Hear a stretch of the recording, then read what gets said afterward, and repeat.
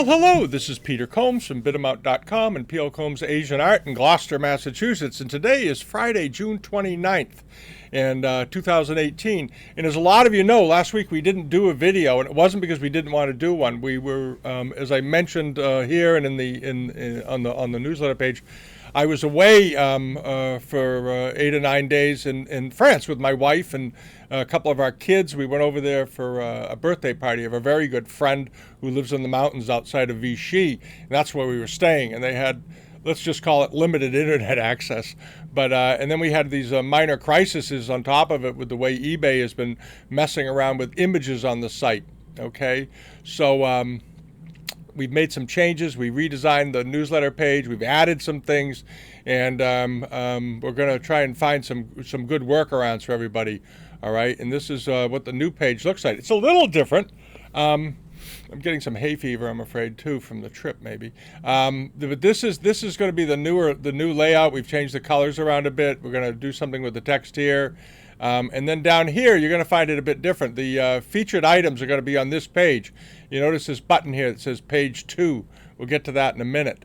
And there is we put a shortcut on here for, this is a quick page to search things on eBay. If you want to do some of your own looking around, we formatted it for different categories and types of things, and you can go in there and play around with it. It's kind of fun. And we've also added the catalog link here for the all the past auction catalogs. We realized we've got 343 auction catalogs on the site currently, and we're going to keep adding. So we'll see how big it is. We have unlimited access on our server, so I'm going to use every minute of it, every inch of it if I can.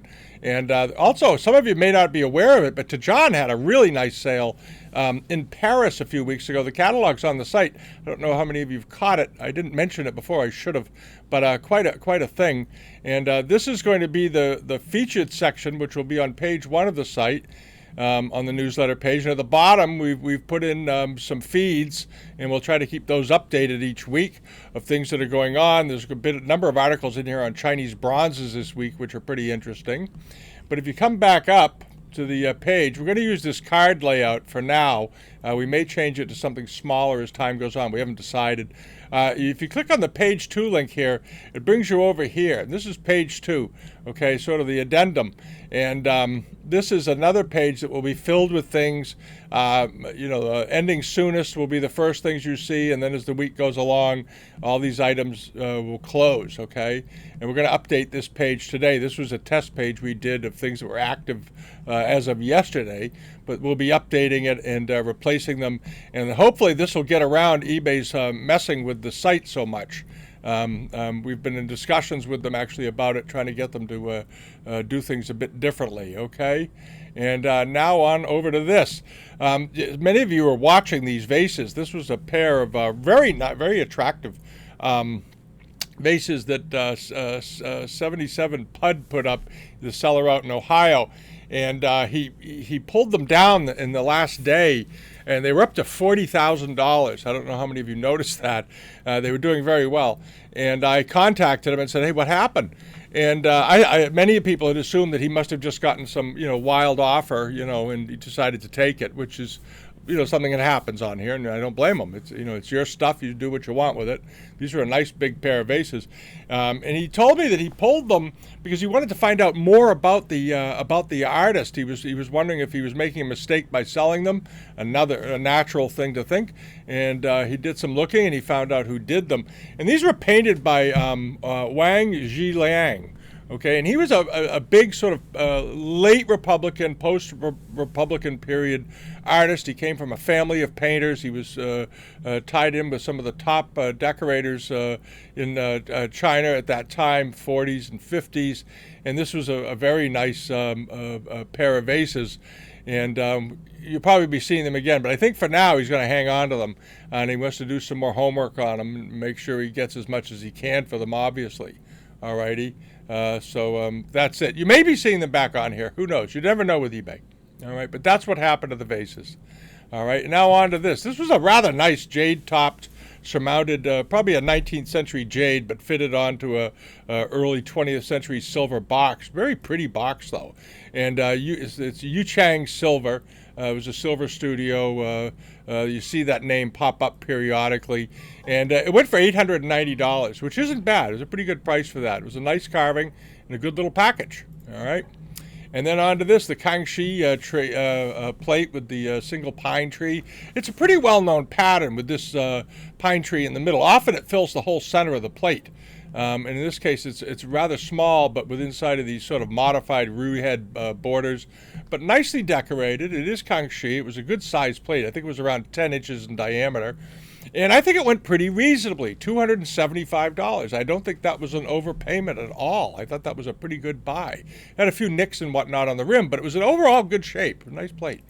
All right, and then there was this. This was that really well done. This was for the Japanese collectors out there. This was a really well done, fairly large lacquer tray with mother of pearl inlay. It's all relief worked. It was in very good condition from what I could see. Very nice piece of lacquer, okay? And this is what this sold for is a real illustration of the difference between the Chinese and the Japanese markets right now, and not due to a lack of quality. This was a beautiful thing. It stuns me that more people aren't buying this stuff. A nice Meiji period tray. It went for $202. Okay, that tray back in the 90s, the early 90s, would have probably brought $2,000 or $3,000 pretty easily, I think. All right. Big difference in the market. And then we had this. This was that, I liked this a lot. I commented on it in the last video from a couple of weeks ago when it was up, was this Kangxi reticulated hand warmer, porcelain. These are pretty rare. You don't see them very often. And this one had a lot of issues. It hit everything but the lottery sometime during its life. It's got old staple repairs around these old, gnarly old iron staples. There's pieces knocked out of the reticulated areas on the top. The handles were stapled. You name it. But boy, what an unusual thing. All right, and it ended up selling for, you see this pattern, many of you recognize this. You see teapots are often done with this exact handle, this sort of faux worked handle. Looks like, it's supposed to look like bamboo or straw wrapped handle. And it went for $656 in this condition. I suspect very strongly someone's going to have this restored. This is a really nice object, and in perfect condition it probably would have brought $5,000 to $7,000, I suspect. Okay, it's a nice thing. And on to this. This was the that dragon Femiver jar. It's not a particularly old jar. This wasn't a really old jar, but it was very well painted. The enameling on it is excellent. Here's a shot of the foot rim. Nice, neat foot, but very typical late 19th century foot. It's you know, in texture and so forth, but nice, very neatly done.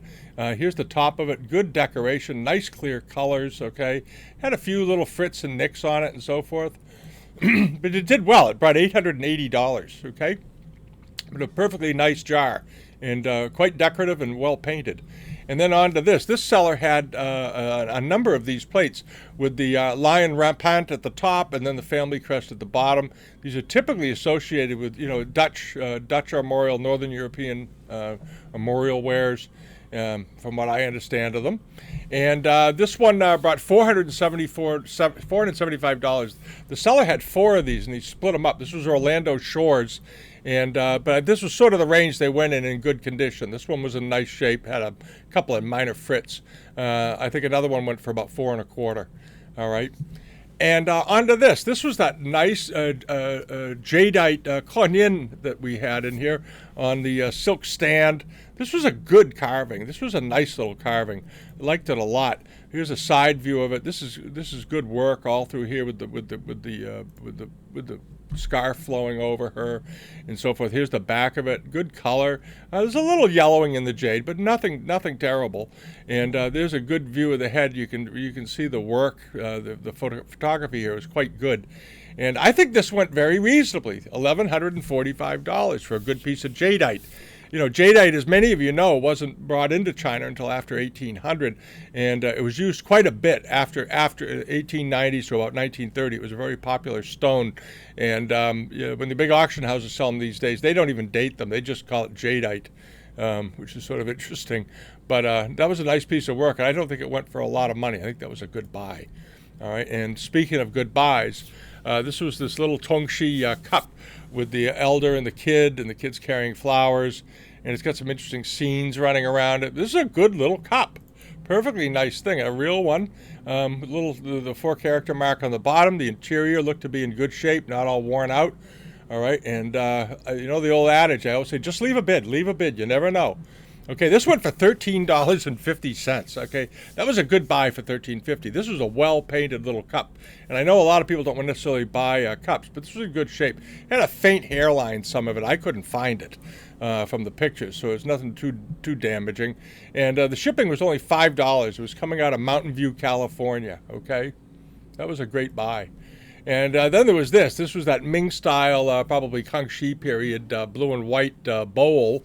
You've seen these, they have them as mallow bowls. You see them in earlier examples, Ming things. This had a Ming mark on it, but obviously it wasn't Ming. And it was a good-looking bowl, though, nicely done. And it did pretty well. It brought $1,025. It wasn't very big. It had a Chenhua mark on it, but it obviously wasn't Chenhua. Okay? And on to this. This was one of the better pieces of the week. This is nice Kangxi, slightly wasted side, wasted meaning just curved in slightly, enameled brush pot. This was a good one. Had a nice looking bottom on it. There's the base to it, very typical.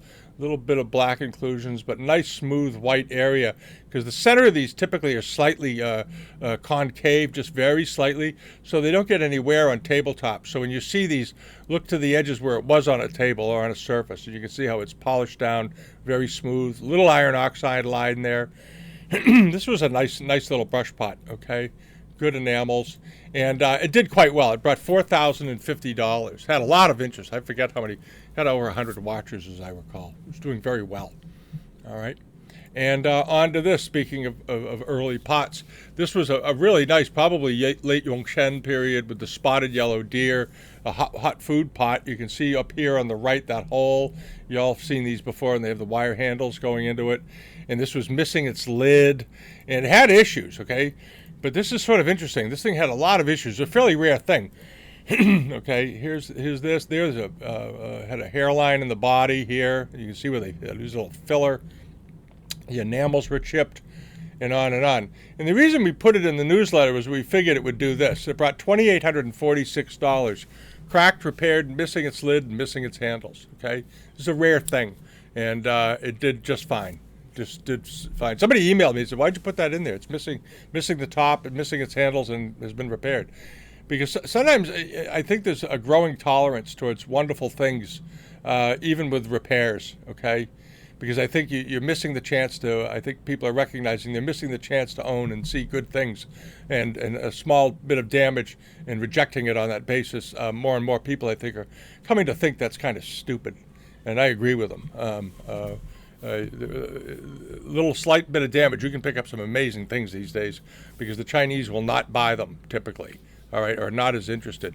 They are somewhat blinded by any sort of repair or damage. All right, and now on to this little high-footed cup with a dragon on it. Really interesting enamels on it. This particular one had quite a bit of script around the center section here. It was nicely painted. This was Bay Plus, this sort of strange seller up in Vermont, but he ships, I think he's in Asia part of the time. I can't quite figure it out. But anyway, it brought $1,083. It was a nice thing, and it did just fine. All right, and then on to this was that rose mandarin bao pot that was on there. Generally, these were made in pairs, but they often get split up, or one of them gets broken. Sometimes when they break up estates in New England, you'll often see a pair of these. A son or a daughter will take one, and another son or a daughter will take the other one, unfortunately. But this was a good one. Had nice relief work on it, and these applied grapes, or whatever you want to call them, these little balls. Lots of gilding, very nice, typical foot, 1830s, 1850s, somewhere in there. There's the top to it. This is where the little bulbs go in, narcissus bulbs or whatever it is you're doing. And it went for $1,034, which I think was a pretty reasonable buy. I didn't think that was outrageous at all. And it was in pretty good shape from the description. So that was a good buy. That was also Orlando Shores. And then on to this rather nice, probably Kangxi cobalt ground but sort of cartouche and relief work vase, a rather interesting shape, sort of a lantern form with these lotus tip leaf panels running around. Let's get a better shot of it. There it is. All right, and these generally have the gilding on this was fairly worn, and most of the time these gilded landscapes have just like this, mountains in the background. You can see what's left of the balustrade, and there might have been a couple of figures in here roaming around. And then on the ends, on these smaller panels, they would put a smaller bit of landscape in there. They often weren't continuous. Sometimes they were, sometimes they weren't. There wasn't a lot of continuity there. But you can see on this, the gilding is pretty well taken off of it. Very often the gilding rubs off just from cleaning. In the old days, they used to clean these things with ammonia for cleaning porcelain, and ammonia will strip gilding off of porcelain very quickly. But all of that said and done, it had a nice top, it had a good-looking base to it, nice high-footed base, and it brought $4,471 without the top and the wear to the enamels. The wear to the gilding. If it were perfect, it probably would have brought $12,000-15,000, somewhere in that range. But that was a nice vase, very pretty vase. I love the thick, deep cobalt. And then there was this great 18th century Famille Rose export bowl, very typical type. We've all seen them before. But this one had really strong colors. This had nice, strong colors. There's a picture of the bottom of it. There it is again.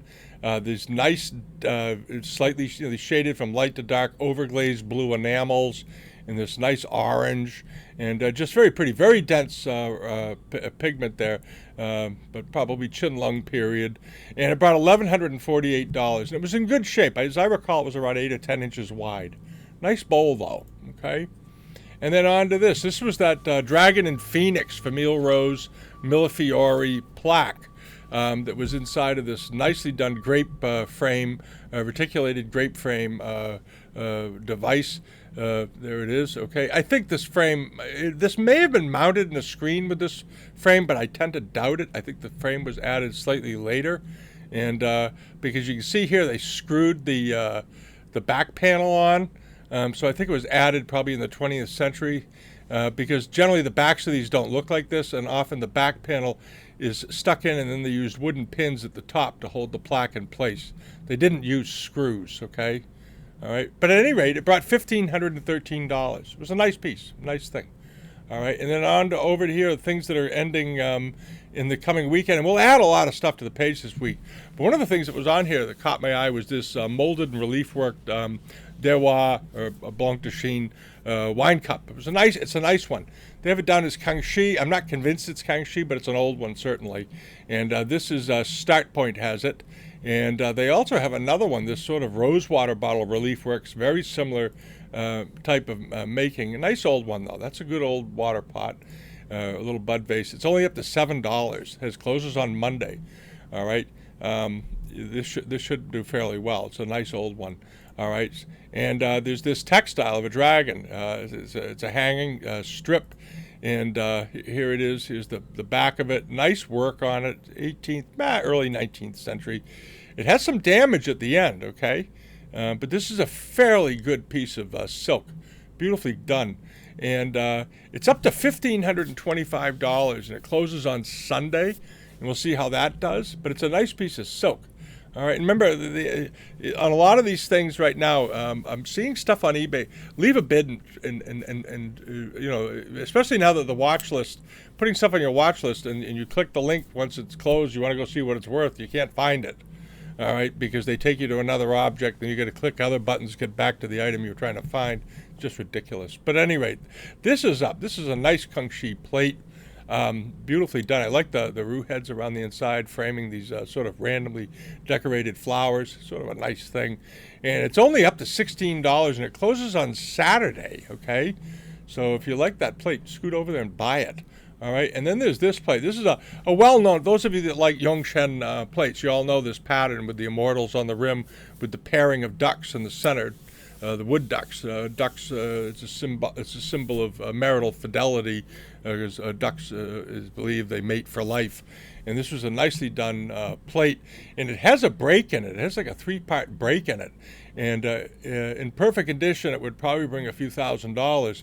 And right now, it's up to $295. It ends on Sunday, but it has a break in the back of it, sort of a U-shaped break that's been put back in. All right, so you might want to check it out. It's still a rare type. And then one of the stars that we came across this week is this ceremonial armor piece. It's late 19th, early 20th century, but the quality and condition of this seems to be quite fantastic. It looks to be in excellent condition, beautiful gilding, type of court piece, and it's doing really well. I think this is going to pop at the end. It's got 5 days to go, and it's up to $15,000. So we'll see. All right, there's some other robes we're going to have in the newsletter too this week. There are a number of pretty good robes up there. I think they're all from this one seller too. All right, and if you haven't signed up yet and join us here on YouTube for the weekly videos, please do. And if you haven't signed up over at Bidamount.com to get on the newsletter mailing list or the forum, please do. We'd love to have you come over, share your stuff, share images, and so forth. Okay, but in the meantime, have a great weekend. And while you're out there, I hope you find something you love. And we'll see you next time. All righty. Bye-bye.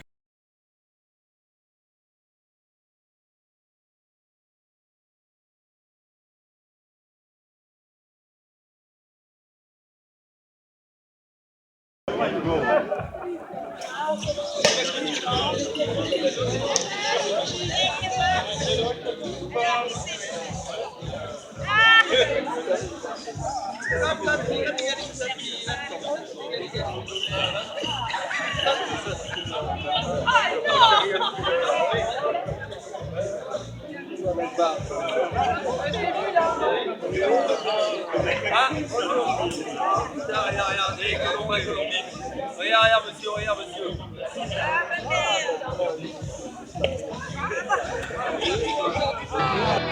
Si vous êtes comme si, oh, téléphone avec